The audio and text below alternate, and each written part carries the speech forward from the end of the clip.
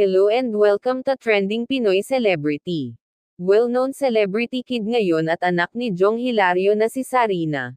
Kapansin-pansin ang pagiging malapit nito sa lahat ng mga celebrity na bisita ng kanyang ninang Vice Ganda, sa 48th birthday nito.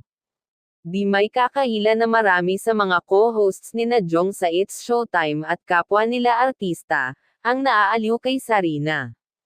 Tunay na nakaka-proud nga naman ang anak ni Jong, dahil marunong itong makisalamuha sa mga tao, kahit na napakabata pa nito.